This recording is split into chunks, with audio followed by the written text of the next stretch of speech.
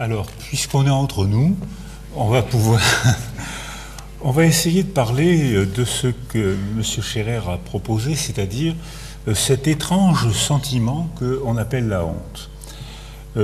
On parlait hier soir et on disait que beaucoup de philosophes avaient considéré pendant très longtemps que les émotions étaient une pollution de l'esprit scientifique et que pour être vraiment scientifique, il fallait surtout ne faire que de la méthode et éliminer les émotions. Par bonheur, Darwin est arrivé et il a constaté que des êtres vivants, hommes ou animaux, avaient des émotions et ne les exprimaient pas n'importe comment. Freud est arrivé, il a dit mais ça structure une grande partie de l'inconscient. William James est arrivé et maintenant les neurosciences arrivent pour essayer de continuer. J'ai failli faire un lapsus, j'ai failli dire compliqué, le concept de honte.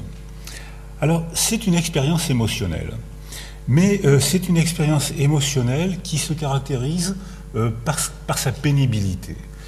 C'est-à-dire que c'est un sentiment de soi qui est extrêmement pénible, parce que c'est une représentation de soi sous le regard des autres, c'est-à-dire que moi, honteux, je me représente vos représentations.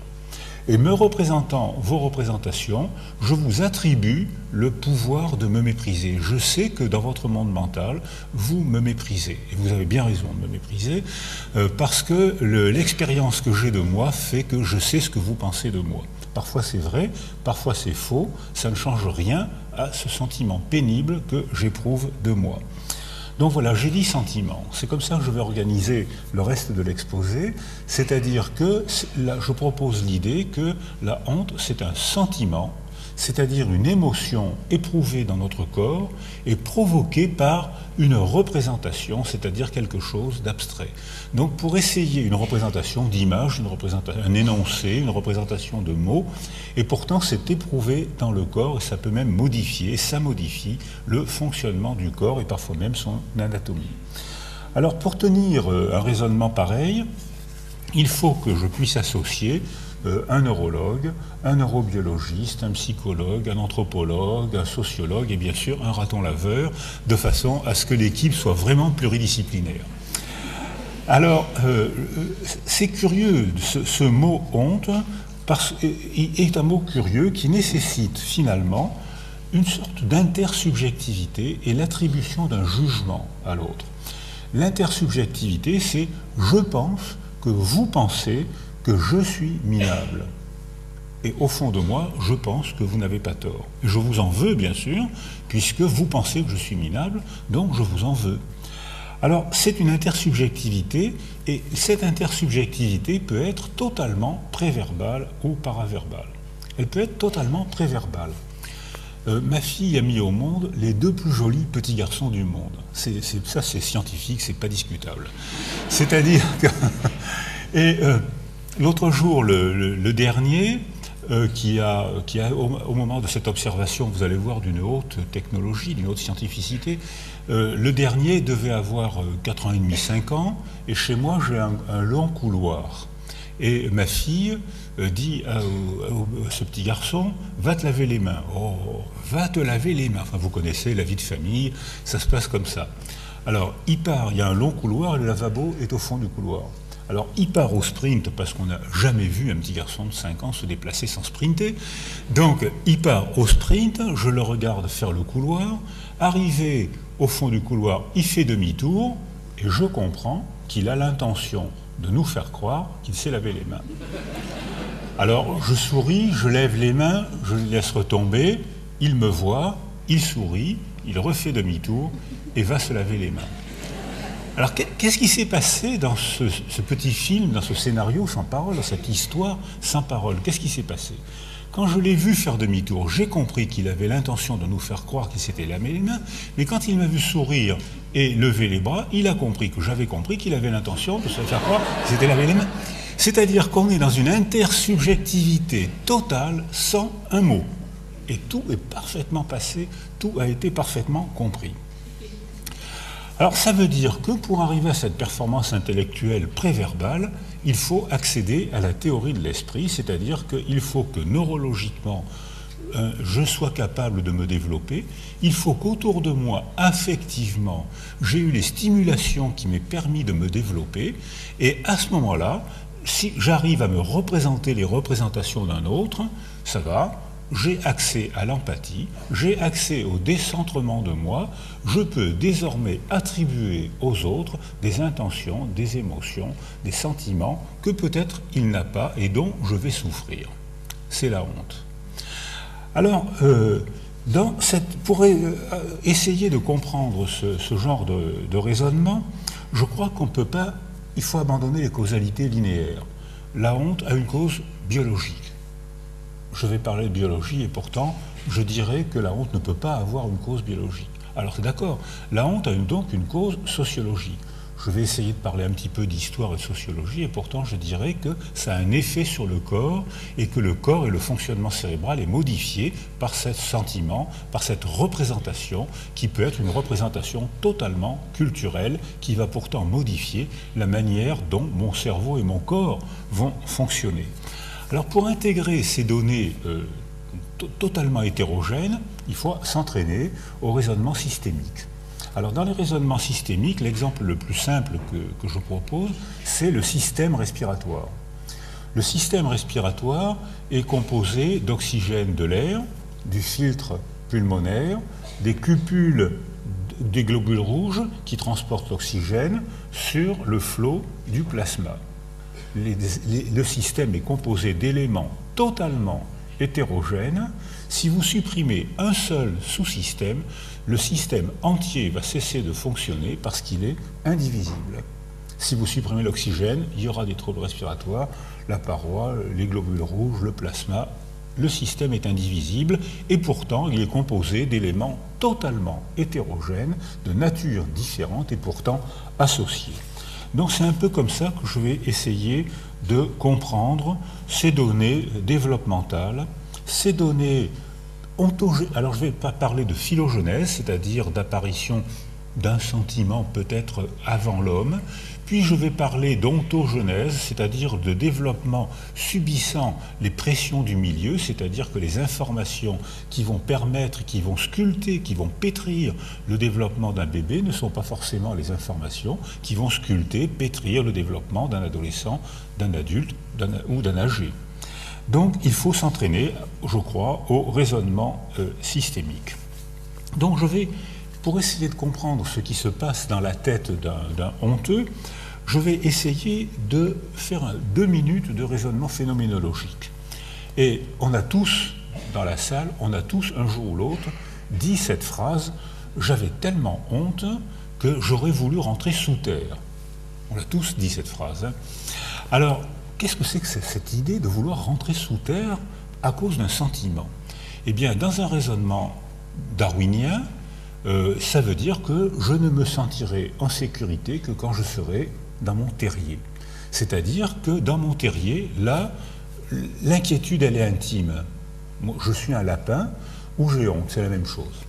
Donc, j'ai honte, donc j'éprouve ça comme...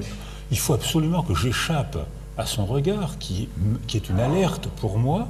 Donc je veux rentrer sous terre, et une fois sous terre, je serai dans mon terrier, bien protégé, bien à l'abri, puisque le sentiment d'alerte est en moi, mais j'aurai autour de moi une coque, une protection, une cuirasse qui est celle du terrier, et tous les animaux effrayés se réfugient dans le terrier, dans un terrier, ou même les chats, qui pourtant sont des prédateurs olympiques, hein, même les chats, quand ils sont alertés, quand ils ne sont pas bien, ils filent sous une table, ils filent se mettre à l'abri dans un équivalent de chat, dans un terrier pour chat.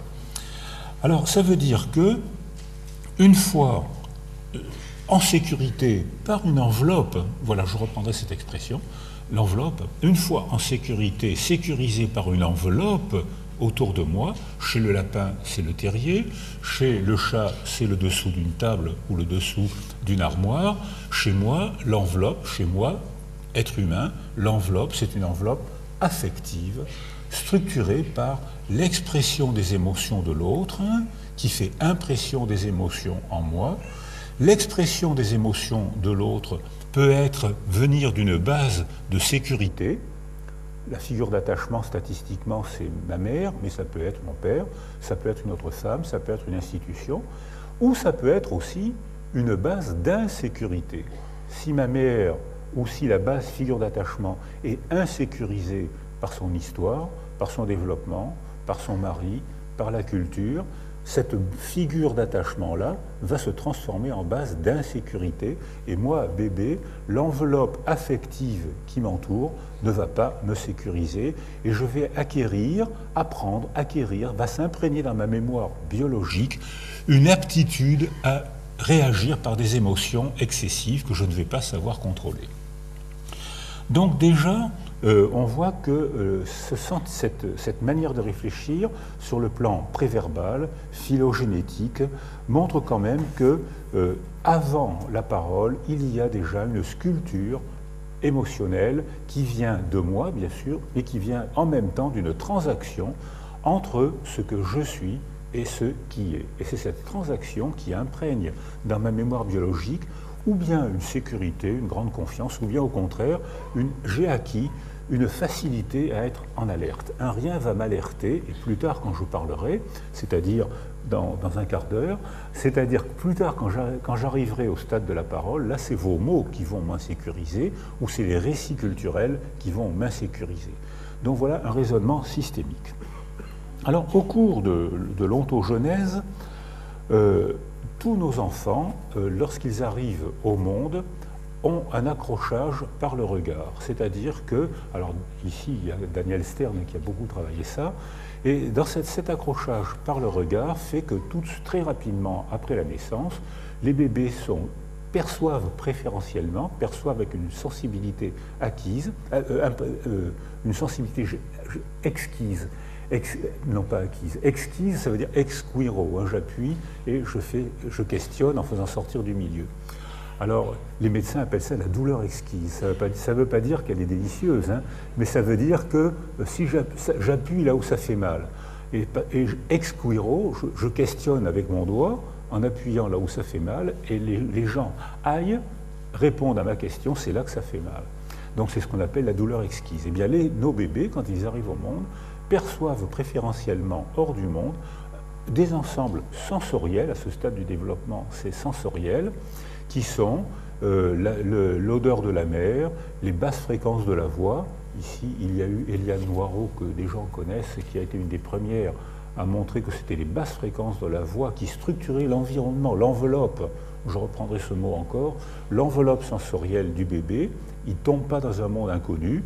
Ce monde sensoriel est structuré par les basses fréquences de la voix maternelle, par la manière de le tenir, par l'odeur maternelle, qu'il familiarise, qu'il apprend dans sa petite mémoire biologique, il l'apprend très tôt, et puis par la brillance des yeux à 30 cm, et ces petites saccades qui font un objet qui très tôt le capture, et quand on met le bébé au sein, il y a une interaction œil-œil qui est probablement un des tout premiers nœuds du lien. Les premiers nœuds du lien d'attachement se sont faits dans les dernières semaines de la grossesse, mais lorsque le bébé fait son déménagement écologique, alors certains parmi nous appellent ça la naissance, hein, c'est-à-dire que on a été mammifère aquatique pendant 9 mois et on devient mammifère aérien pendant les 120 ans qui nous restent à tirer.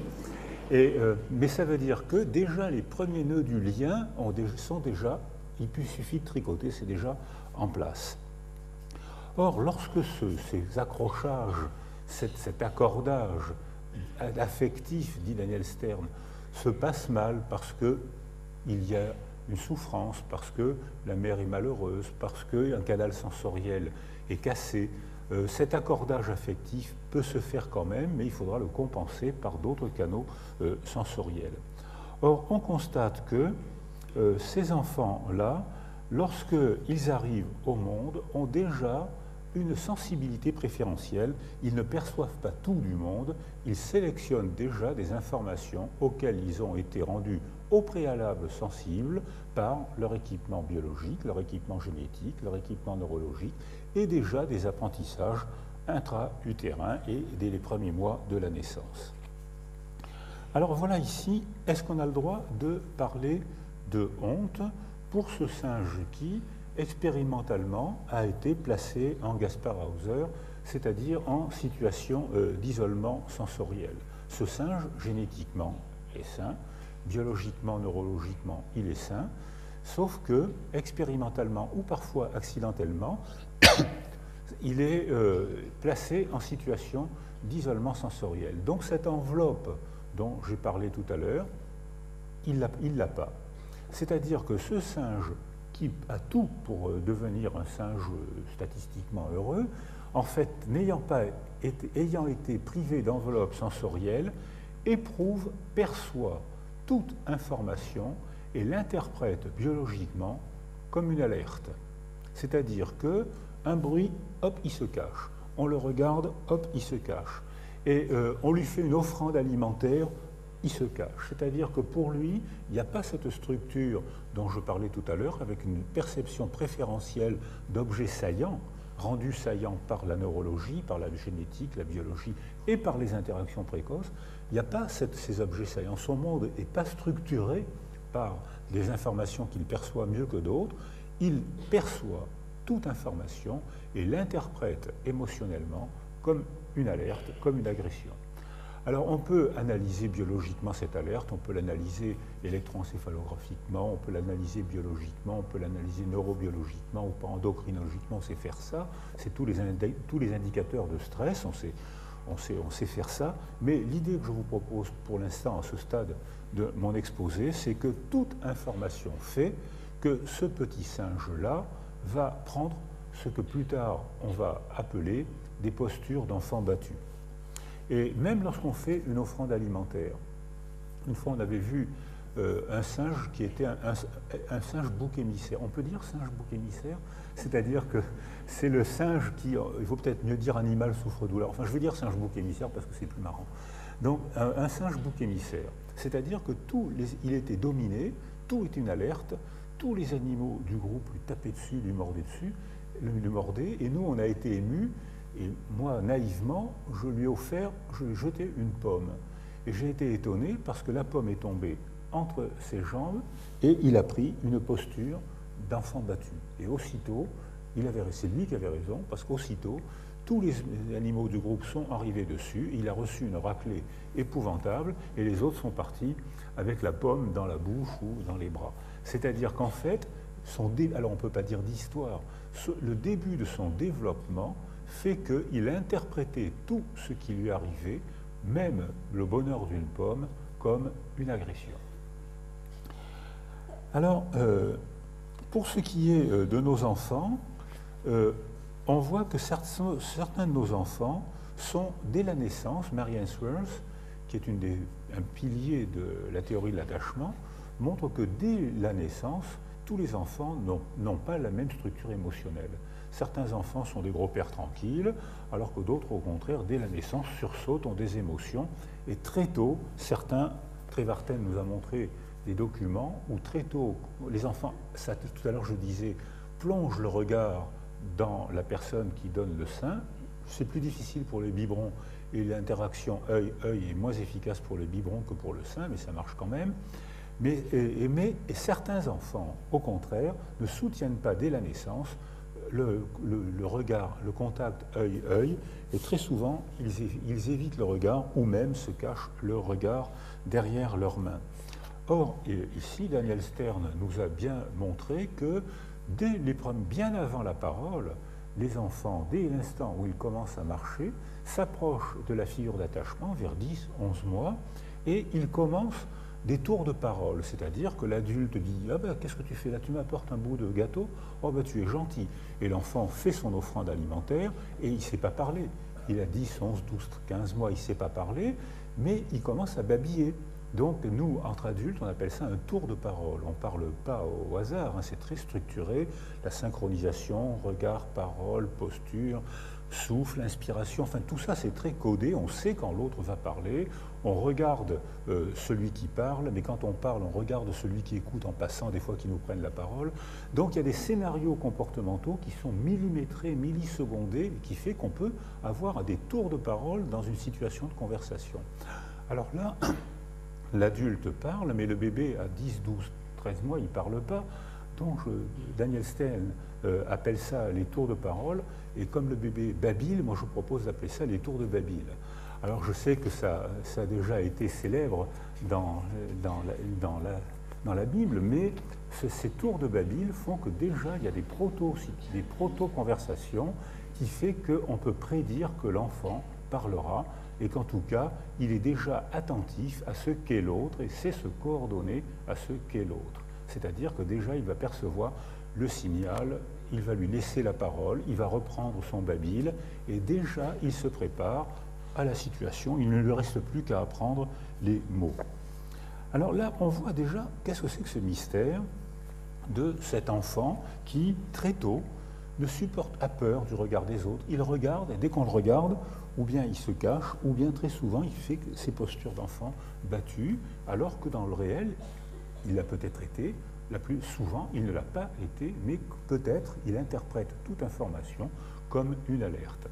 Alors on s'est dit, au point de vue phylogénétique, est-ce que la phylogenèse peut expliquer cette étonnante réaction comportementale? Alors on sait que chez les mammifères, quelle que soit l'espèce, à peu près entre 15 et 20% des mammifères interprètent toutes ces informations comme une alerte, et ils ont des marqueurs biologiques du stress très élevés, alors que les autres sont des gros pères tranquilles. Et on a des observations, Jacques Cosnier a fait des observations sur la réaction de sursaut chez les rats, et il sait que quand la mère rate a été stressée pendant sa grossesse, le bébé raton aura une réaction de sursaut ou une crise audiogène, que certains appellent abusivement crise d'épilepsie. C'est pas une crise d'épilepsie, mais on peut déterminer la longueur du coup de sifflet, l'intensité, la structure du coup de sifflet, et on sait qu'un rat dont la mère a été stressée pendant la grossesse déclenchera une crise audiogène pour un petit coup de sifflet. Alors que la même espèce, quand la mère a été sécurisée pendant la grossesse, il faudra siffler très fort et très longtemps avant de déclencher une crise audiogène.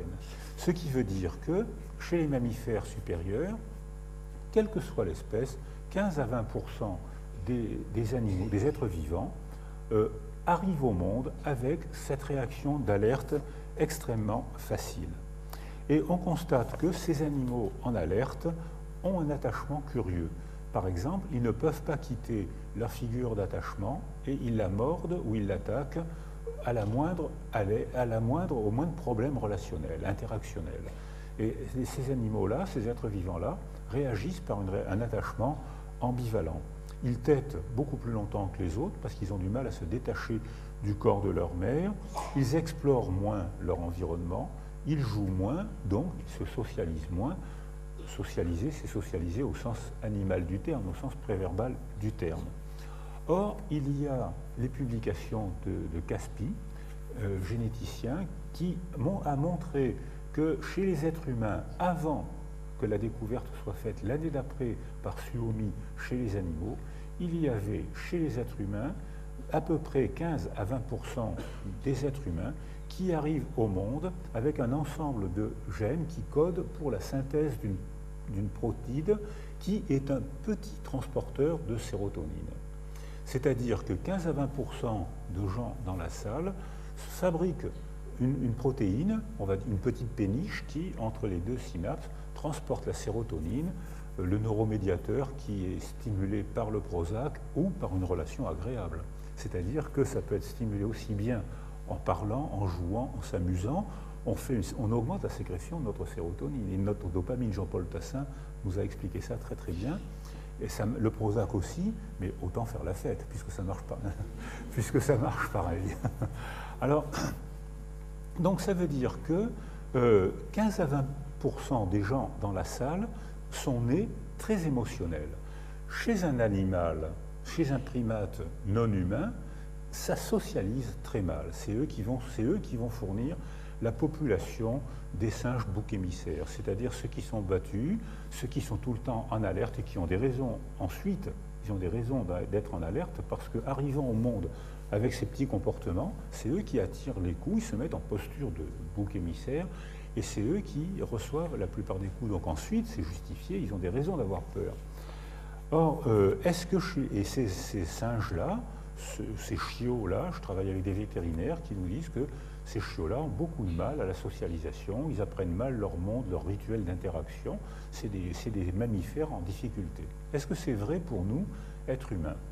Alors, que les petits transporteurs de sérotonine soient hyper émotionnels, je crois qu'on peut accepter pour l'instant cette idée. Est-ce que c'est déterminant socialement pour nous, êtres humains? Pas sûr du tout, parce que dans notre culture en paix, ces garçons, ces filles hyper émotionnels obéissent très bien. C'est-à-dire que dès qu'il y a un interdit préverbal, les bébés perçoivent les interdits préverbaux très tôt. La preuve, si les gens dans la salle qui ont un bébé, qu'est-ce qu'il fait? On le prend dans les bras, qu'est-ce qu'il fait avec la figure d'attachement ou avec tout le monde? Il met les doigts dans la bouche, on rigole. Il met les doigts dans l'oreille, on rigole. Il met les doigts dans le nez, on rigole encore un peu. Il met les doigts dans les yeux, hop, et qu'est-ce qu'il fait? Il baisse la tête, ou bien s'il est craintif, il fait ça. La plupart du temps, il baisse la tête, il met les bras derrière, il prend une posture. On ne peut pas appeler ça une posture de honte, mais il prend une posture qui nous permet de comprendre qu'il a compris qu'il ne peut pas tout se permettre. Il y a des zones du corps qu'il ne peut pas explorer, sinon il va avoir une énonciation d'interdit préverbal. Alors est-ce qu'on peut dire énonciation d'interdit? Un interdit, c'est dit, c'est pas... Alors on ne peut pas dire énonciation d'interfait, c'est moins joli, mais ça veut dire quand même que le corps de la figure d'attachement a exprimé une émotion que le bébé a parfaitement perçue, décodée, et à laquelle il a répondu et il s'y est adapté.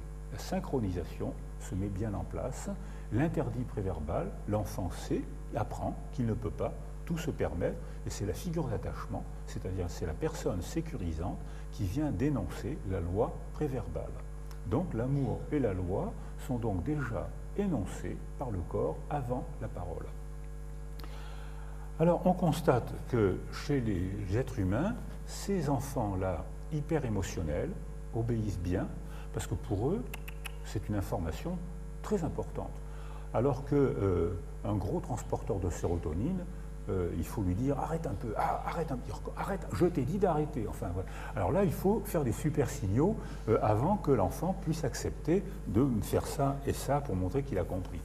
Or, ces gros transporteurs de sérotonine, il faut faire des super signaux pour énoncer la loi préverbale, alors que les petits transporteurs de sérotonine, hop, un petit retrait, un petit froncement de sourcil, ils ont compris, ils s'adaptent, ils obéissent bien, ce sont des enfants faciles à élever parce qu'ils nous rendent bons parents. Donc, or, ça c'est la grande injustice, c'est que ces enfants adorables, c'est ceux dont on s'occupe le mieux et c'est ceux qui ont le moins besoin de nous. Mais ils nous rendent tellement heureux de nous occuper d'eux qu'on les entoure, on les enveloppe, et c'est ceux qui sont les plus faciles à élever et qui arrivent à l'adolescence en disant « mais non, il n'y a aucun problème avec mes parents ». Alors que ces enfants hyper émotionnels, petits transporteurs de sérotonine, quand ils vont à l'école plus tard, à la crèche, ils sont mignons, ils obéissent bien. À l'école, quels sont les deux facteurs d'adaptation à l'école? Il faut se socialiser grâce à l'attachement sécure qu'ils peuvent obtenir chez eux dans 70% des cas. Je cite Marianne Swerns, je cite la plupart des gens qui ont travaillé sur les théories de l'attachement. Et dans 70% des cas, ils ont l'attachement sécure. Donc ils se dirigent vers la figure d'attachement ou l'adulte qui est au centre de la crèche et plus tard de l'école. Et puis ils lui font une offrande alimentaire, un bout de chocolat, un morceau de fruit, un babil, un mot, et hop, c'est les enfants qui parlent le premier. Alors que ceux qui n'ont pas acquis l'attachement sécure, ils vont se périphériser. Alors ça, c'est un mot qui vient des milieux éthologiques. On dit que les animaux se périphérisent, c'est-à-dire qu'ils sont tellement craintifs qu'ils ne savent pas s'intégrer, ils n'apprennent pas les rituels d'interaction. Pour eux, ils ont peur. Donc ils se périphérisent. Et avec Montagny, on avait fait un travail où on avait montré que ces enfants insécures, schématiquement, un enfant sur 3, quand il allait à la crèche ou à l'école, il se périphérisait, il se couchait contre les plaintes, il évitait le regard, il augmentait les activités auto-centrées. C'est un enfant qu'on a du mal à s'en occuper, et c'est un enfant qui aura un retard de langage. C'est-à-dire qu'alors que génétiquement, neurologiquement, il a tout pour se développer, mais l'enveloppe est structurée de telle manière que, hop, il prend un petit handicap, un petit retard de langage qui est important à cet âge-là, qui est rattrapable. Mais il faudra travailler plus si on rate la période sensible du langage, qui est schématiquement du 20e au 30e mois. Si on rate cette période sensible, on peut rattraper plus tard, mais ça ne sera plus la période sensible. Il faudra travailler plus, il faudra faire attention plus. Et la période sensible, elle est déterminée chronobiologiquement, c'est-à-dire que là, c'est le pic de synthèse de l'acétylcholine, c'est-à-dire c'est le moment où chronobiologiquement, notre corps synthétise le plus d'acétylcholine, qui est le neuromédiateur de la mémoire biologique, parce que je vous parlerai tout à l'heure de la mémoire émotionnelle puis de la mémoire sociale. Pour l'instant, on est encore dans la mémoire biologique. Or, on voit donc que ces enfants-là ont du mal à prendre leur place sociale, alors que les petits transporteurs de sérotonine, faciles à aimer, faciles à éduquer, viennent avec un attachement sécure, se socialisent, se routinisent, et quand on se routinise, on est bon à l'école, on réussit ses examens et on devient professeur d'université. C'est-à-dire que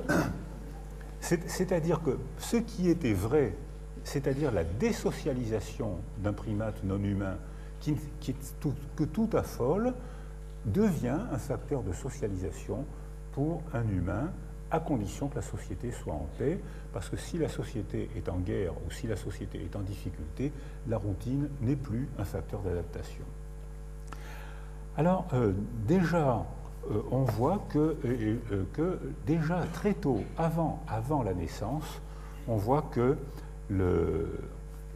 l'épigenèse façonne nos apprentissages et même à coup sûr, la structure, l'anatomie de notre cerveau et bien sûr son fonctionnement. Et ce qui, je crois, me permet de dire que les structures du milieu affectif façonnent, sculptent l'anatomie du cerveau, c'est plusieurs de nos travaux et un travail de Shaul Harel à Tel Aviv. Alors nous, on a fait un travail remarquable, c'est-à-dire qu'on a fait au cours des échographies obligatoires de la grossesse, on stresse les mères. Alors elle vient à l'hôpital, elle montre son bidon, on lui met le gelé bleu, au moins un gros stylo qu'on lui met sur le bidon.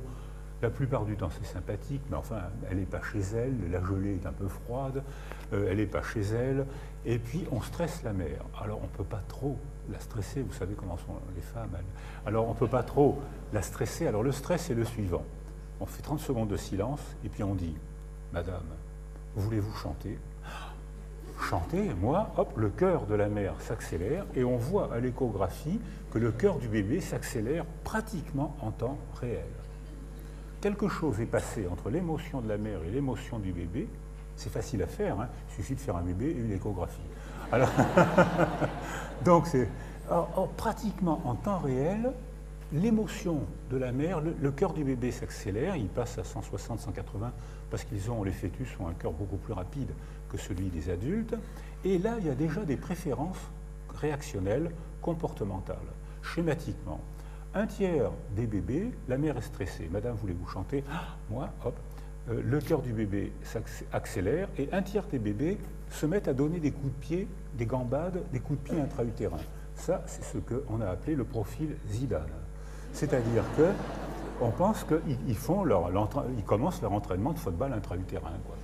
C'est-à-dire qu'un tiers des bébés, la mère est stressée, le bébé accélère son cœur, il ne bouge pas les membres inférieurs, il ne bouge que les membres supérieurs, et le dernier tiers s'en fout éperdument. Je suis certain qu'il pense, oh, ça c'est le problème de ma mère, moi j'ai encore 6 semaines à tirer nourri, logé, blanchi, on verra plus tard avec les problèmes adultes, avec les problèmes aériens. Donc ça veut dire que déjà avant la naissance, quelque chose a été sculpté, appris, intériorisé. Et alors là, Shaul Harel a pris à Tel Aviv 170 femmes qui consultaient des femmes enceintes qui consultaient pour syndrome psychotraumatique au moment des attentats en Israël. Ces 170 femmes étaient enceintes et souffraient de syndrome psychotraumatique. Son équipe a entouré ces femmes psychologiquement et ils ont décidé de suivre les bébés, non seulement à l'échographie, mais à la naissance et régulièrement pendant plusieurs années. Et ils ont constaté qu'à la naissance, le poids moyen de ces bébés dont la mère avait été stressée était de 50% inférieur à la population générale, que le périmètre crânien était de 24% inférieur à la population générale et qu'il y avait une atrophie fronto-limbique. C'est-à-dire que déjà, la sculpture du cerveau commence déjà dans les dernières semaines de la grossesse et dépend de l'état émotionnel de la mère. Alors, ils ont suivi la mère, les mères, bien sûr, ils ont suivi les bébés, et ça a été une surprise, je ne sais pas ce qu'il faut en penser sur le plan neurologique, c'est que, alors ça on ne l'avait pas prévu, il nous a montré des images où il dit la résilience neuronale commence par une revascularisation. Je ne sais pas, je dis ce que dit Shaul Harel, voilà. Ça a été une surprise, nous on pensait que les dendrites allaient se repartir à la connexion, voilà. Shaul Harel dit c'est la revascularisation qui est le premier temps de la résilience neuronale.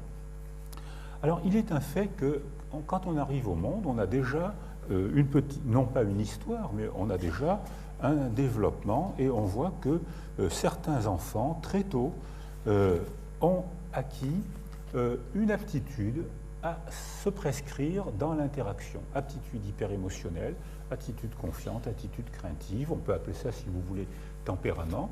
Il y a forcément, inévitablement, un déterminant génétique. Notre sexe est génétiquement déterminé, la couleur de notre peau, la couleur de nos yeux. 7000 maladies sont génétiquement déterminées. Et quand j'ai dit ça, j'ai dit, oui, il y a des déterminants génétiques et pourtant l'homme n'est pas génétiquement déterminé puisque je n'ai rien dit de l'épigenèse, de l'enveloppe affective, du monde de la parole qui va se mettre en place plus tard, des récits familiaux, de l'école, des quartiers et des récits culturels. Donc j'ai dit, oui, il y a des déterminants génétiques et non, l'homme n'est pas génétiquement déterminé. Alors voilà ici pour essayer de comment aborder ce problème, parce que là je suis en train de mélanger la neurologie, la génétique, l'épigenèse, comment aborder ce problème dans une optique systémique. Alors là on voit que ici, voilà, c'est le sujet. Alors j'ai dit moi préverbal, ce que des gens dans la salle pourront critiquer, et j'ai dit volontairement moi préverbal parce que je vous ai tout à l'heure proposé l'idée que avant la parole, il y avait déjà une sémantisation des gestes. Voilà. Ces gestes veulent dire.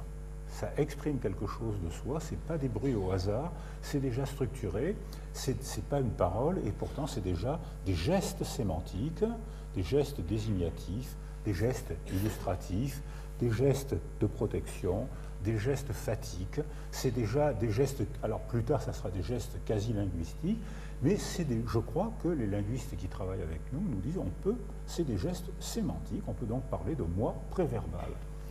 Alors, ce moi préverbal-là, il a forcément des déterminants génétiques, l'hypodopaminergie est provoquée par l'isolement sensoriel, Jean-Paul Tassin nous a montré ça, et qu'une simple interaction réaugmente la sécrétion de dopamine.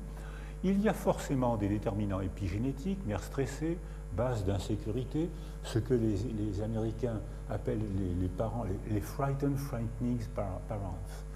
C'est-à-dire, donc on a la figure parentale. Alors là, ça je ne l'ai pas dit, mais je m'apprête à le dire plus tard. Il y a donc une enveloppe sensorielle qui sculpte le cerveau et les apprentissages et les expressions affectives de l'enfant.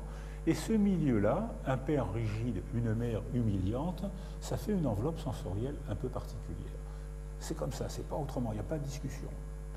Et la mère peut être humiliante, parfois à son su, volontairement, parfois à son insu. Alors, exemple de mère humiliante, on va faire des enregistrements à domicile et on est accepté dans une famille où le petit garçon ne s'appelait, la mère, les parents ne l'appelaient que Pilule. Parce qu'il était arrivé au monde un jour ou une période où la mère avait oublié de prendre la pilule. C'est-à-dire que, ou alors dans une autre famille, la mère n'appelait son enfant que tête de lard. Et ce qui nous a serré la gorge, c'est que pour nous montrer à quel point l'enfant avait bien appris, la mère a dit « Hé, tête de lard !» et l'enfant a répondu « Oui, maman ». C'est-à-dire qu'on voit que cette enveloppe affective vient des représentations parentales. C'est-à-dire qu'un monde de représentation parentale provoque une expression verbale ou paraverbale qui constitue l'enveloppe affective de l'enfant, qui sculpte une partie de son cerveau et tutorise ses apprentissages. Je viens de tenir un raisonnement systémique. On a sous-estimé l'importance de la fratrie, notamment quand on travaille avec des enfants abandonnés ou sans famille, comme on l'a fait au Liban ou comme on l'a fait au Rwanda aussi, où il y a eu tellement de morts que les enfants vivent sans parents, tout seuls. Eh bien, ils font ce que les Rwandais appellent un ménage. Un adulte passe de temps en temps, les enfants entre eux se structurent très bien et les résultats développementaux ont été très bons. Ça, je viens de citer Myrna Ganadjé au Liban et Berthe Kaitesi au Rwanda, c'est leur thèse 3e cycle. Alors on voit tout ça. Alors ça, je vais en parler maintenant, le trauma, les récits d'alentour et l'expression des émotions finalement. Alors là, ça imprègne le modèle interne opératoire, c'est-à-dire ce que John Bowlby appelle le modèle interne opératoire, c'est-à-dire la représentation, le cinéma de soi, la représentation de soi en interaction avec les autres. Alors maintenant, je vais rentrer carrément je vais quitter la biologie et je vais rentrer dans l'anthropologie et dire qu'une structure sociale est surtout un récit familial, récit du quartier, préjugé, mythe. Un récit organise l'enveloppe qui tutorise le développement des enfants. Voilà ici un enfant des rues, et cet enfant des rues, dans un premier temps, n'avait pas honte de lui. Alors que certains enfants sont poignants de saleté. Là, s'il y a des gens qui ont travaillé dans des OLG, certains enfants les enfants des rues c'est nous qui n'osons pas les regarder. D'abord, eux, on est transparent, ils ne nous voient pas. Et puis nous, on a du mal à les regarder tellement ils sont sales, tellement ils sentent mauvais. Et eux ne se sentent pas sales. Et, parce qu'ils sont des enfants abandonnés, il n'y a pas le regard de l'autre. Et en discutant à Cali et en Russie avec des enfants des rues, beaucoup nous ont dit « j'avais pas honte quand j'étais enfant des rues, je ne me sentais pas sale », alors qu'ils étaient crasseux et puants. Et la première fois que j'ai eu honte, c'est quand j'ai été recueilli par une gentille dame ou par une association, et quand j'ai vu sur leur visage la mimique de dégoût qu'ils exprimaient sans s'en rendre compte, et là, sous leur regard, j'ai compris que j'étais dégoûtant. Et j'en ai voulu à ces femmes, à ces institutions, qui étaient généreuses, c'est eux que j'ai agressés, parce que c'est sous leur regard que j'ai eu honte de moi pour la première fois de ma vie. C'est-à-dire qu'avant, j'étais malheureux, j'étais déprimé, j'avais peur de mourir, je volais pour survivre, je n'avais pas honte. Et sous le regard de cette dame gentille, de cette institution, j'ai vu la mimique de son dégoût, j'ai eu honte de moi. Et j'ai eu des troubles de la relation avec elle. Alors, ces enfants-là, avant d'arriver à la honte de soi, il faut donc une relation sociale. Ce que dit le professeur Scherer tout à l'heure, c'est qu'il faut une construction sociale. Et que ces constructions sociales sont parfois étranges. Par exemple, les intouchables en Inde sont en train de changer de statut maintenant depuis qu'un intouchable est devenu médecin parce qu'il a été adopté en Angleterre, et c'est lui qui maintenant change la représentation de soi des intouchables. Mais il n'y a pas longtemps encore, les intouchables trouvaient que c'était normal d'être intouchable. Si je me baigne dans l'eau en amont et qu'en aval, il y a des gens, c'est normal que les gens partent en criant puisque je suis intouchable. Donc je vais leur apporter l'eau impure, c'est donc normal qu'ils partent en criant. Et j'ai entendu une dame qui, je me suis fait traduire, et qui a appelé son enfant « ma petite ordure adorée ». C'est-à-dire que c'était totalement incorporé, intériorisé, comme disent les psychanalystes, c'était totalement intériorisé. Alors dans un premier temps, ces rituels-là sont tout à fait nécessaires parce que le rituel, c'est l'organe de la coexistence. Or, on a par exemple le baise-main.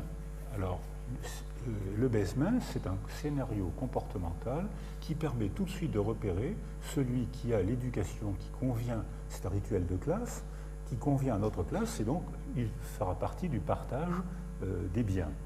Mais alors, si vous pratiquez le baise-main dans un quartier chic à Genève, vous aurez accès au partage des biens.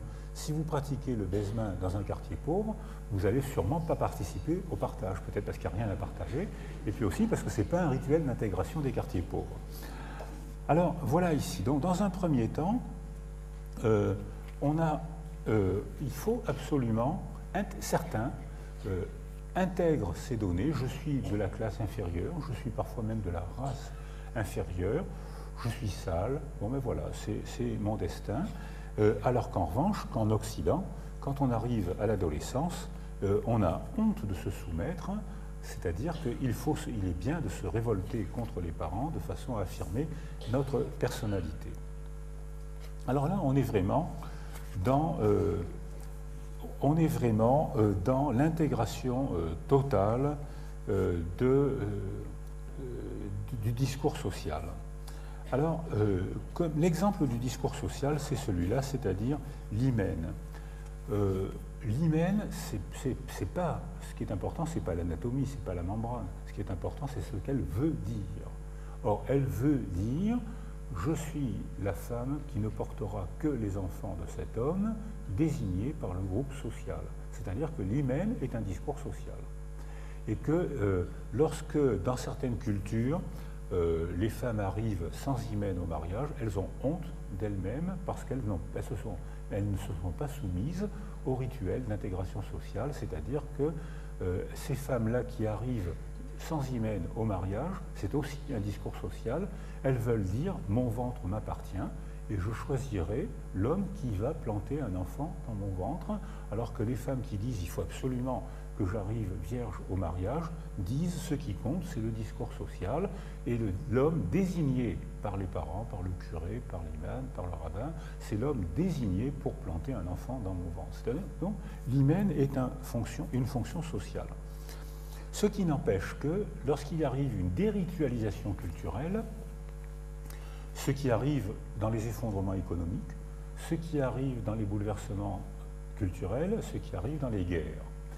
Or, dans ces effondrements-là, il y a eu il n'y a pas longtemps, dans l'ex-Yougoslavie, il y a eu des viols idéologiques de façon à ce que les femmes soient condamnées à porter les enfants de l'ennemi. Et l'association Primo Levi travaille avec un grand nombre de ces femmes. 70% de ces femmes détestent l'enfant qu'elles portent ou qu'elles ont mis au monde. On peut se demander pourquoi 70% seulement, puisque cet enfant-là a été mis dans leur ventre pour les torturer, pour représenter l'enfant de l'ennemi, du salopard qui m'a violé. C'est-à-dire que dès qu'elle voit l'enfant, elle l'associe à une représentation. Et 70% de ces femmes maltraitent l'enfant qu'elles ont mis au monde. Et la maltraitance, elle est parfois physique, elle est souvent verbale, elle est très souvent négligence affective. Or, la négligence affective altère les développements cérébraux plus que la maltraitance physique ou verbale, puisque ça crée des situations d'isolement sensoriel, dont on se retrouve dans la situation d'absence de stimulation des deux lobes préfrontaux et des circuits limbiques qui ont besoin de stimulation pour envoyer des connexions frontolimbiques qui apparaîtront plus tard, mais ils ont besoin d'être stimulés pour se mettre en fonction. C'est-à-dire qu'on a là une situation tragique où on voit comment un récit culturel, viol idéologique, rend ces femmes plutôt, tellement malheureuses qu'elles constituent une enveloppe d'appauvrissement sensoriel ou de négligence affective autour du bébé qui n'y est pour rien, bien sûr, mais qui, lui, se développe dans une situation de carence affective et de privation sensorielle avec toutes les altérations neurologiques, émotionnelles, biologiques et comportementales qu'on sait décrire maintenant.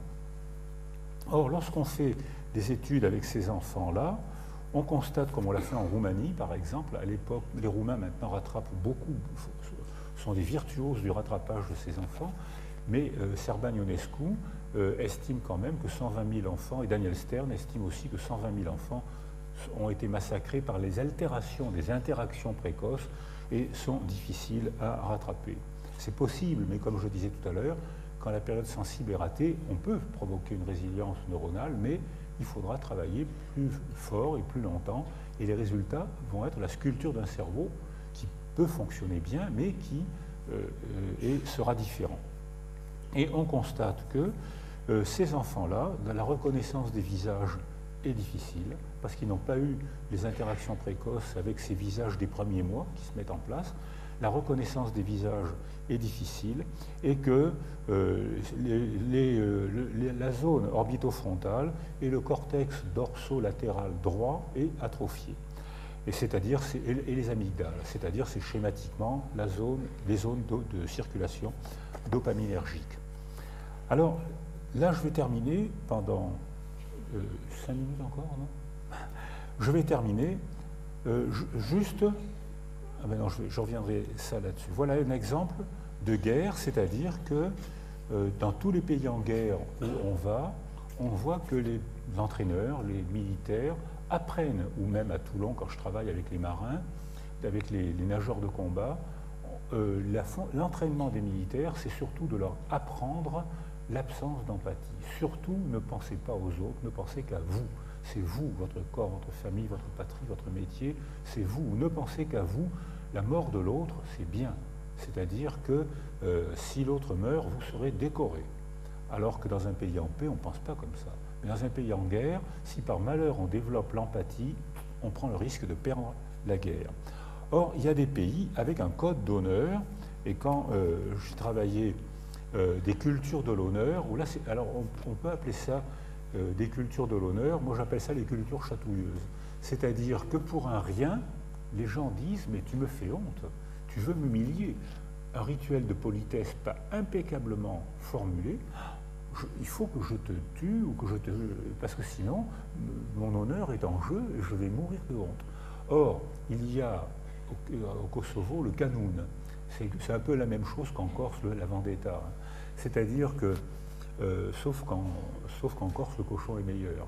Mais c'est un peu le même principe, c'est-à-dire que chaque vallée est en guerre avec les gens de la vallée d'à côté, et chaque famille, ou chaque vallée, estime qu'ils ont un mort de plus que dans la vallée d'à côté. Donc ça veut dire que la mère désigne le fils qui devra reprendre le sang, c'est l'expression convenue. Et si à 25 ans, le fils n'a pas repris le sang, il meurt de honte. Il n'a pas accepté, il n'a pas tué quelqu'un de la vallée d'à côté, c'est pas un homme, il meurt de honte. Donc ces cultures de l'honneur sont facilement des cultures de la violence, mais c'est aussi des cultures de la solidarité. Et c'est en même temps, de même que un peu de culpabilité, c'est presque le fondement de la morale. Je ne peux pas tout me permettre. Trop de culpabilité, c'est la souffrance mélancolique ou névrotique. Mais un peu de culpabilité, c'est pas mal. Je ne peux pas tout me permettre. Je peux pas. Donc ça freine un peu. On va revenir là. Et l'absence de culpabilité, c'est les sans honte. Alors, dans les sans honte, il y a les indifférents. Alors, les indifférents, c'est ceux qui disent « oh, moi je me fous de tout, rien ne me touche ». Peut-être c'est les gros sécréteurs, les gros transporteurs de sérotonine, j'en suis pas sûr, parce qu'on peut on est quand même émotionnel, on maîtrise ses émotions, on les maîtrise plus facilement, mais on a quand même des émotions. En revanche, pour ce qui est des traumas cérébraux, en France, malgré les ralentissements de vitesse, la voiture fait quand même, l'an dernier, 2700 lobotomies. Et dans ces lobotomies, c'est des lobotomies soit préfrontales, comme le prix Nobel, j'ai oublié son nom, qui nous proposait de faire des lobotomies préfrontales, thalamo-préfrontales, et il avait raison. Une fois que les gens n'avaient plus de lobes préfrontaux, ils ne pouvaient pas anticiper, donc ils ne pouvaient pas avoir d'angoisse. Donc le traitement de l'angoisse, c'est la lobotomie. C'est-à-dire que... Mais là, les voitures font ça très bien, soit des hématomes préfrontaux qui se résorbent et on voit une lobotomie, soit les deux amygdales rhinencéphaliques, les gens se tapent, saignent dans les amygdales, la macération de l'hématome se retire, il y a une petite lobotomie, 2 trous à la place des amygdales rhinencéphaliques. Et les gens, effectivement, n'ont plus d'angoisse. Ils sont totalement indifférents, totalement. Et quand on parle avec eux, qu'est-ce qu'ils disent? Je regrette l'époque où je souffrais, au moins je me sentais vivant. Alors là, s'il y a des philosophes dans la salle, là, ils vont faire... Donc, la philosophie... Alors là, faut-il souffrir pour se sentir vivant? Alors, on voit ici, donc, alors, les démences frontotemporales, puisque qu'on confond souvent avec les maladies d'Alzheimer, et dans les démences frontotemporales, il y a une sorte, le lobe préfrontal, il y a une lobotomie préfrontale, mais là, c'est la maladie qui la provoque. Et là, ou dans les démences à corps de Lévy aussi, mais là, c'est un processus, on n'est pas responsable, c'est une maladie, et les gens perdent leur possibilité neurologique d'anticiper. Donc, ils vivent que dans des successions de temps présents. Donc, ils n'ont pas d'empathie, puisque ce que moi, démence frontotemporale, si je vous insulte ou si je dis quelque chose qui peut vous gêner, je ne me représente pas l'effet que ça va faire dans votre monde mental. Et je ne peux pas me le représenter puisque j'ai le lobe préfrontal coupé et donc je n'ai pas de possibilité d'anticipation, je n'ai pas de possibilité de représentation du temps. Donc je dis ce que je pense et je le répète puisque je ne me représente pas l'effet que ça fait dans votre monde. Ça m'est complètement égal. Donc j'ai pas. Donc alors là, ça fait des comportements étranges de ces gens qui peuvent dire des choses scandaleuses dans la plus totale indifférence. Donc ensuite, on a les mélancoliques. Et là, Michel Tousignan, qui travaille avec nous, dit que quand les interactions précoces sont ratées, par isolement sensoriel ou par malheur de la mère, c'est-à-dire dernière semaine de la grossesse, premier mois de la vie, c'est-à-dire les stades du bouillonnement synaptique, où la moindre information du milieu fraye un circuit préférentiellement plutôt qu'un autre. Eh bien, Michel Tousignan a suivi des enfants de mères traumatisées jusqu'à l'adolescence. Il y avait une résilience neuronale, affective, verbale, mais à l'adolescence, il y a eu 4 fois plus de dépression et de tentatives de suicide dans cette population que dans la population générale. Donc il y a quand même une trace, il y a quand même une empreinte biologique, il y a quand même une trace qui n'a pas forcément laissé le souvenir, mais qui est une forme de mémoire sans souvenir et qui a créé cette aptitude à la dépression. Alors, il y a les isolements, j'en ai parlé, l'anédonie, j'en ai parlé, les pervers. Alors, dans les pervers, effectivement, les pervers, on le voit, par exemple, on a travaillé avec des terroristes que nous, on considère comme une forme des pervers. Alors, ils ont eu une absence étonnante d'empathie, parce que sexuellement, seul mon désir compte. Oui, mais elle souffre un peu. Bon, c'est amusant qu'elle souffre, puisque ça me fait plaisir. Seul mon désir compte. Alors là, c'est un raisonnement de pervers, et on voit, contrairement à ce qu'on nous disait il y a quelque temps, c'est que c'est souvent des pervers ont souvent été élevés dans des grandes pléthores affectives. C'est-à-dire que la pléthore affective est aussi une forme d'appauvrissement sensoriel. Puisqu'il n'y a qu'une seule personne à aimer, moi, ta mère, ou ton père, même tu ne vas pas aimer ton père, c'est un sous-homme, mais moi, ta mère, je vais tout faire pour toi. Et effectivement, là, on a aussi une forme de monopole affectif. Et puis, les pervertis dont j'ai parlé, c'est-à-dire, c'est des gens sains, normaux, bien développés, bons étudiants. Parmi les terroristes qu'on a eu l'occasion d'examiner, il y avait un nombre anormalement élevé de médecins. Alors là, si vous avez une explication, là, vraiment, pourquoi il y avait tant de médecins parmi les pervertis, les attentats de Glasgow et de Londres qui ont échoué, c'était que des médecins. Et quand on a eu l'occasion, au Maroc, j'ai eu l'occasion d'en expertiser quelques-uns, c'était des médecins excellents, étudiants, brillants, gentilles familles, normalement religieuses, pas fanatiques. Alors, expliquez-moi ça. Alors, donc, voilà un petit peu les deux, trois problèmes, questions que je voulais vous poser. Et je vais terminer mon exposé sur l'idée qu'il a organisée au début. Tout à l'heure, je vous disais, je propose l'idée que la honte est un sentiment, c'est-à-dire c'est une émotion biologique, comportementale, manifestée ou pas manifestée, ressentie, éprouvée dans le corps, provoquée par une représentation de gestes préverbales ou verbales, ou même des récits, ou même des préjugés, des récits culturels. Alors pour illustrer cette idée, voilà, ça c'est la perception de moi, hein, c'est-à-dire c'est l'émotion, je me perçois, je me suis photographié, je me perçois dans un miroir, malgré l'asymétrie du miroir, du reflet, je me perçois peu près comme vous me percevez. Mais ce qui compte dans la honte, c'est la représentation qu'on se fait de soi et à laquelle on répond. Et cette représentation de moi, l'idée, l'image que je me fais de moi, j'ai réussi aussi à la photographier, la voilà. Je vous remercie beaucoup.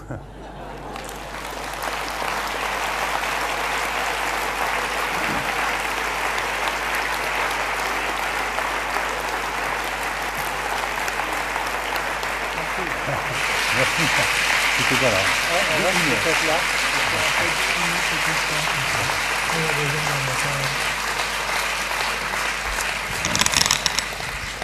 Alors, merci beaucoup pour ces remarques, ces reflets et l'approche systémique avec toute l'illustration qu'on a eue. Je pense que ça peut peut-être générer des questions dans la salle. On n'a pas trop de temps, mais on peut prendre peut-être 10 minutes.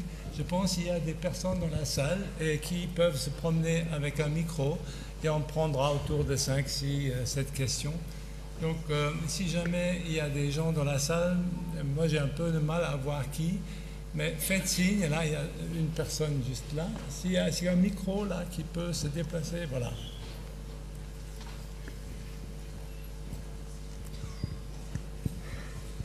En me référant au dernier tableau que vous nous avez montré, pourquoi est-ce que vous considérez que les mélancoliques n'ont pas le sentiment de honte?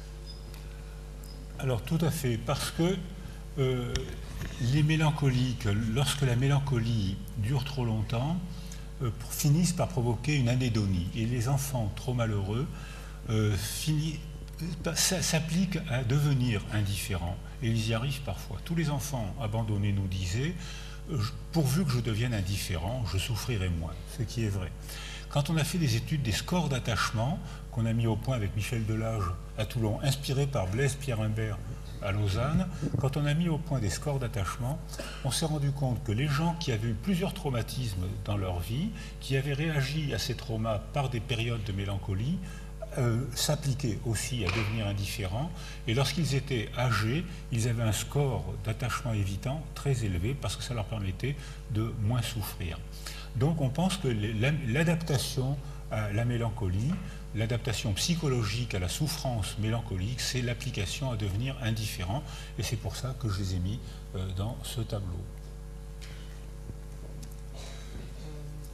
D'autres questions? Et Pierre Bustani, qui travaille avec nous, qui fait de la neuroimagerie, nous a montré des mélancoliques abandonnés, ce qui arrive souvent, parce qu'ils ne sont pas marrants, ils souffrent, ils sont dans leur coin et on les abandonne, on les laisse seuls. Et Pierre Bustani nous a montré, après quelques semaines d'isolement, c'est pas la mélancolie, après quelques semaines d'isolement, on voyait apparaître une atrophie temporo-rhinencéphalique droite. Mais ce n'est pas la mélancolie, puisque ces gens-là, quand on leur parle et quand on les entoure, ne font pas d'atrophie temporo-rhinencéphalique. Donc c'est l'isolement provoqué par la mélancolie qui provoquait cette altération cérébrale. Apparemment, il y a quelqu'un qui veut demander une question. Ah voilà, ok.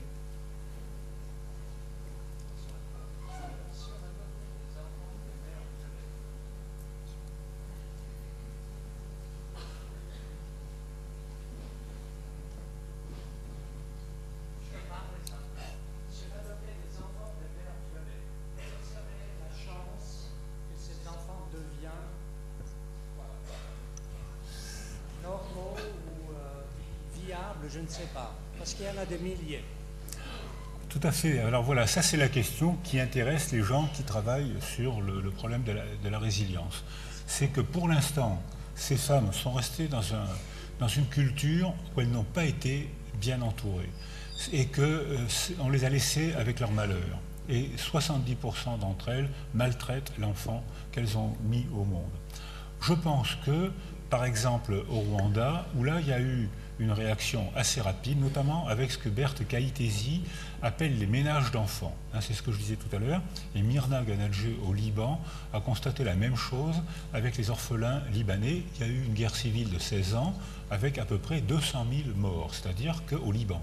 C'est-à-dire que beaucoup de maisons étaient vides et les enfants s'installaient dans des maisons vides, pratiquement sans adultes, avec un adulte qui passait de temps en temps. Et on constate que les enfants, entre eux, ont eu un effet de résilience supérieur aux adultes. Pour une raison bien simple, c'est que les adultes étaient très malheureux et que le malheur des adultes organisait autour des enfants un contexte d'appauvrissement affectif. Alors, pas de mimique faciale. Alors ça, on peut le quantifier. Dans des situations standardisées, on peut quantifier l'interaction des regards, le flux parolier, le nombre de sourires. Quand un enfant pleure, le temps de rescousse, il y a des petits items comportementaux qu'on peut quantifier. Ces enfants-là vivaient, à cause du malheur de la mère, il n'est pas question de leur reprocher, mais à cause du malheur de la mère, ces enfants vivaient dans un appauvrissement sensoriel qui a abîmé leur développement. Alors, Berthe Kahitesi et les enfants qui ont fait des ménages au Rwanda ou qui ont colonisé des appartements vides au Liban se sont bien développés parce que eux, chaque enfant servait de tuteur de résilience à l'autre. Et là, il y avait des sourires, des jeux. Un adulte passait de temps en temps, vérifier s'il y avait un malade, s'il y avait le frigidaire était rempli, s'il y avait des aliments, s'il y avait de l'eau potable. Donc ça veut dire que les adultes étaient très effacés, mais les enfants, entre eux, ont constitué une enveloppe affective, une enveloppe sensorielle très stimulante. Donc probablement, c'est ce qu'il faudra faire pour ces femmes. Maintenant, la période sensible est passée, mais on constate que quand on entoure ces femmes, les enfants sont beaucoup moins malheureux. Encore une question, n'ayez pas honte. Ben, il ne semble pas. Ah oui, il y a encore une personne là, tout en haut. Ah. Voilà, ça arrive. J'aurais voulu savoir pourquoi les enfants, les grands transporteurs de sérotonine ont un certain retard, puisque la sérotonine, normalement, accélère la transmission des signaux neuronaux.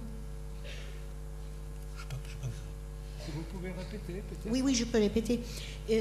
Pourquoi est-ce que les grands transporteurs de sérotonine ont un retard du langage et un retard d'empathie et peut-être un retard de résilience, étant donné que la sérotonine aide à la transmission de la dopamine et puis des signaux neurologiques. Donc, oui, voilà. Merci. D'accord. Contrairement aux autres. D'accord. Ça, je n'arrive pas à comprendre ça. Merci. Alors, ça c'est le problème du stress, hein, c'est que l'absence de stress est un pire stress que le stress. Et qu'effectivement, il faut des stimulations, même si parfois on est stressé, il faut des stimulations pour être stimulé, pour que notre cerveau soit stimulé, que les voies dopaminergiques ou sérotoninergiques soient circuitées. Les Américains disent circuitry. Donc il faut qu'il y ait un milieu stimulant et en même temps une base de sécurité. C'est-à-dire qu'il faut que les deux se mettent en place en même temps pour qu'on apprenne à mettre en place des rituels d'interaction qui nous permettent de vivre ensemble. Le rituel d'interaction, c'est probablement l'organe de la coexistence. Alors, pour ce qui est de la sérotonine, je ne sais pas ce qu'en pensent les vrais neurobiologistes, hein, mais pour ce qui est de la sérotonine, ça fait partie des neuromédiateurs vedettes. Hein, il y en a beaucoup, il y en a des centaines d'autres, mais celui-là, on sait le doser. Donc, c'est sur celui-là qu'on met l'éclairage. Mais c'est quand même le neuromédiateur préférentiellement stimulé par le Prozac, par exemple, ou par tous les inhibiteurs de recapture de la sérotonine. Donc, on voit que lorsque cliniquement, on donnait trop de Prozac, on provoquait une indifférence. Hein, les gens disaient ça va, je souffre moins, et la semaine d'après, ils nous disaient je me fous de tout, je ne suis pas bien. Diminuer le Prozac, je ne suis pas bien. C'est-à-dire que si vraiment le Prozac est un inhibiteur de recapture de la sérotonine, ce que je répète comme un perroquet, mais c'est peut-être vrai, c'est peut-être pas vrai, hein, mais admettons que ce soit vrai, eh bien, la sérotonine en trop forte dose provoque une situation d'indifférence. Et la sérotonine en faible dose, il y a sûrement un autre neuromédiateur qui va stimuler le neurone post-synaptique, et à ce moment-là, les gens vont devenir hyper émotionnels, sauf si, autour d'eux, il y a une base de sécurité et des rituels d'interaction qui leur permettent de contrôler cette hyper-émotionnalité. Merci. Peut-être une dernière question. Voilà, par là. Oui. Bonjour. Bonsoir. Donc moi j'ai entendu dire qu'aux États-Unis ils ont fait des tests sur des... Ah. Plus fort. Voilà. Aux États-Unis ils ont fait des tests sur des prisonniers à perpétuité, c'était donc des tueurs en série et des violeurs. Donc ils ont fait des scanners sur leur cerveau, ils ont bien voulu prêter leur cerveau à la médecine pour les avancées et les recherches scientifiques. Et donc ils ont découvert qu'ils avaient toutes les mêmes anomalies génétiques. Dans une partie du cerveau, il y avait une anomalie génétique à tous ces tueurs en série et les violeurs. Voilà. Ma question, c'est si c'est génétique, donc dès la naissance, est-ce que si l'enfant grandit dans un environnement positif, avec une bonne structure, est-ce qu'il sera quand même, est-ce qu'il deviendra tueur en série, ou est-ce que, je sais qu'il y a une plasticité du cerveau donc qui va évoluer, est-ce qu'on a des chances d'avoir de prendre ça à la source et de régler le problème à la source, ou jusqu'à l'adolescence? D'accord. Alors, deux parties dans ma réponse. Une première partie, tout à l'heure j'ai proposé l'idée que la reprise de résilience neuronale ne se passe pas au temps où chronobiologiquement ça aurait dû se passer. Donc même quand il y a, dans certains cas où il y a une altération neuronale et qu'il y a une reprise de développement, ce n'est pas la reprise du développement, c'est la reprise d'un développement. Donc c'est un cerveau qui va fonctionner de manière particulière, parfois bonne, parfois moins bonne, en tout cas un petit peu différente de ce qu'il aurait dû fonctionner s'il y avait eu l'enchaînement des périodes sensibles, s'il y avait une ontogenèse normale, un développement avec des pressions constantes et différentes à chaque étage de la construction. Ça, c'est la première partie de ma réponse. La deuxième partie de ma réponse, c'est qu'il y a quand même des déterminants génétiques qui ont du mal à déclencher un processus de résilience. Dans les maladies de Lesch-Nyhan, c'est-à-dire que là, il y a une maladie, c'est une naissance sur 30 ou 40 000, et là, la synthèse de l'acide urique n'est pas dégradée parce que les gènes qui codent pour l'enzyme qui dégrade l'acide urique n'existent pas. Et là, les enfants, c'est des garçons, c'est lié au sexe, et là, j'en ai vu, je connais bien la question parce que j'en ai vu un cas en 40 ans de pratique, donc là, mais j'ai lu d'autres cas, et ces garçons-là sont d'une violence extrême. Alors là, la résilience a du mal à parler, mais il n'y a pas beaucoup de gènes sous cloche, il y en a quelques-uns, mais il n'y en a pas beaucoup. C'est-à-dire, alors Lesch-Nyhan, c'est sûrement un gène presque sous cloche. Il y a d'autres gènes, le syndrome de Williams, par exemple, là on a fait une collection de cas un peu plus élevée, et si on entoure ces enfants, ils se développent parfois pas mal, mais pas, ils ont quand même une altération génétique. L'exemple, par exemple, c'est pour le syndrome de Down. À une époque où cette trisomie, on ne s'en occupait pas, ou mal, il mourait très jeune avec de grosses altérations intellectuelles et comportementales.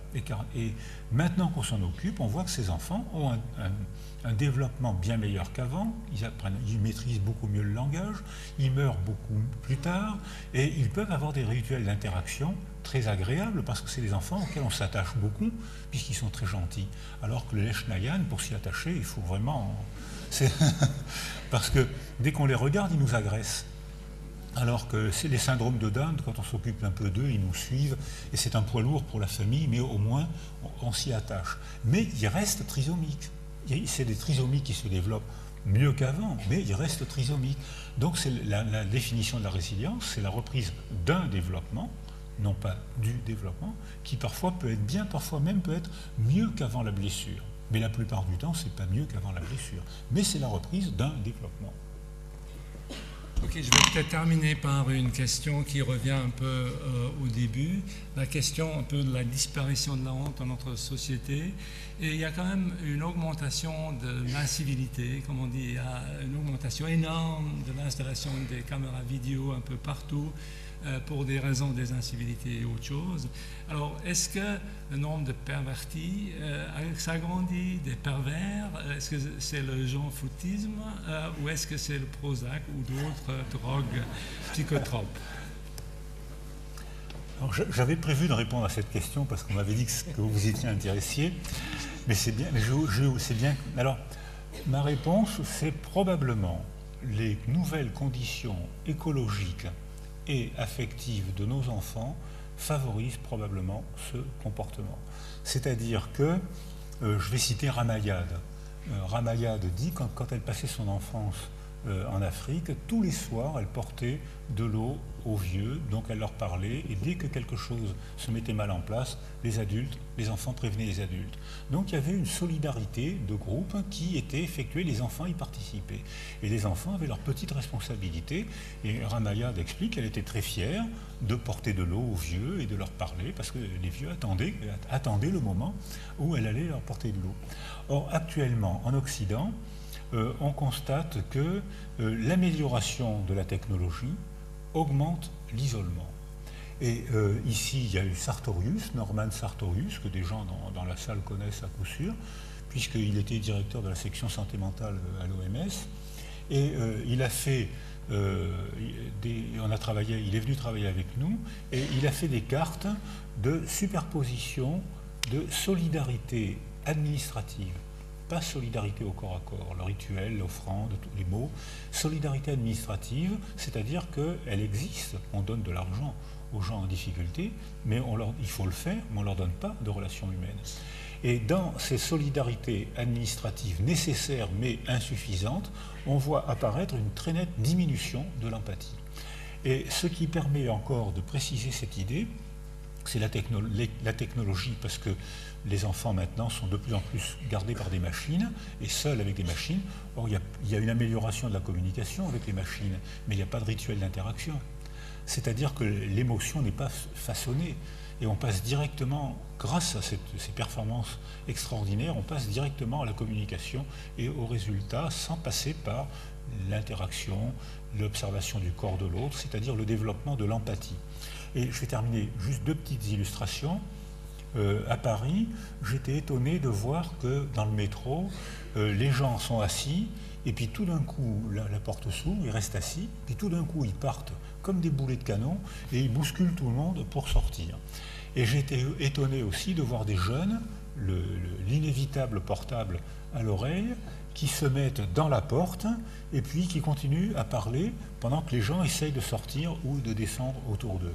C'est-à-dire qu'il y a une génération, on préparait sa sortie, la station d'avant, et personne ne se mettait au milieu. Et si vous prenez le métro la prochaine fois, quand vous irez à Paris, vous verrez que maintenant, ils ont été obligés de mettre des pancartes, préparez votre sortie.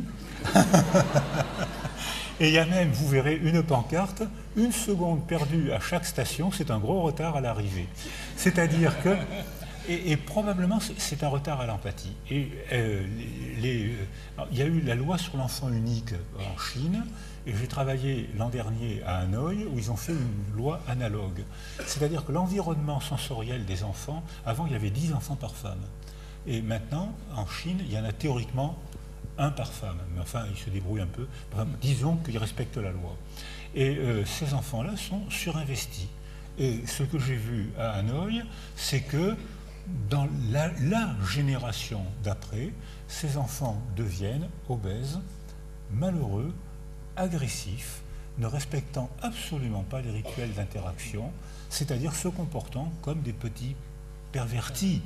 Parce qu'ils sont sexuellement, je ne sais pas ce qu'ils font, mais l'autre, pour eux, l'autre n'existe pas. L'autre est à sa disposition, ce que pense un pervers. Okay. Merci beaucoup, professeur Boris Cyrulnik.